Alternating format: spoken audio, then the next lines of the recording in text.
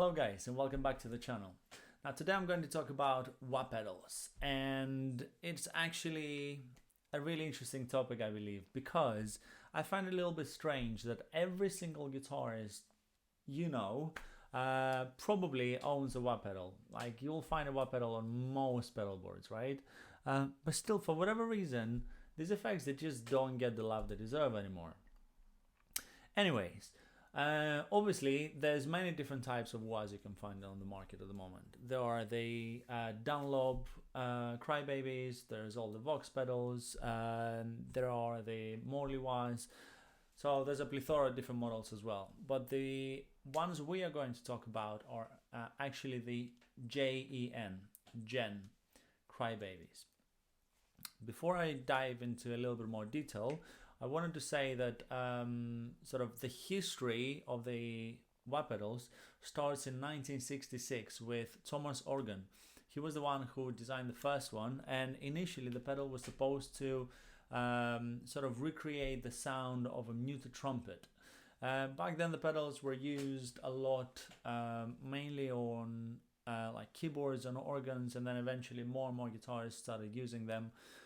Initially it was like jazz guitarists and all the blues musicians, and then eventually more and more of the more like popular guitarists we know, like Jimi Hendrix and Clapton. All of these guys, they made the pedal just so much more famous. Initially the pedals were actually manufactured in California. That changed, however, when Joey Benaron, I'm just checking my notes here as well, he basically went to Italy and he approached Echo. You probably know, guys, obviously Echo is the guitar manufacturer in Italy. So he approached the company and said, hey guys, let's collaborate, and ideally would like to bring over here the manufacturing process, basically, just to cut some of the costs, I believe. Unfortunately, Echo declined. However, the manufacturing manager at the time, his name was Ennio Uncini, he actually was really interested.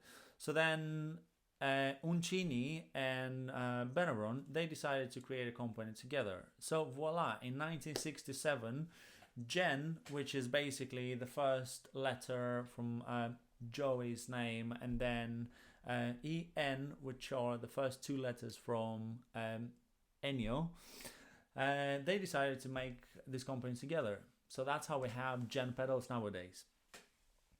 I actually happen to have one right here. Now, excuse the fact that it's actually quite beaten up, right? These are pretty rare and they are quite vintage, actually. Like I said, the company was established in 1967 and the production lasted up until early 80s. I mean, according to what the information I found on the internet. The one I have here is basically the CryBaby 250, and then it's 4 something. I can't really tell. And also, annoyingly enough, I can't tell what exact year this was made. All I do know is that it sounds pretty cool. And it's just really interesting, to have a proper vintage pedal on the pedal board. Because obviously everyone has a CryBaby, but not everyone has one of these. If you check these pedals online, like to buy one, you can still find some like relatively affordable ones. You can find for like, I think the cheapest I saw was for maybe about £80, and then they just keep going up and up. I mean, you can find them for 150, 200 pounds, 300, for God, I mean, the most expensive I think I saw was like 1,000 plus. Obviously the price probably depends on the condition of the pedal itself, and I'm pretty certain on, you know, it depends on exactly what sort of model it is, because obviously some of them are probably a bit more rare.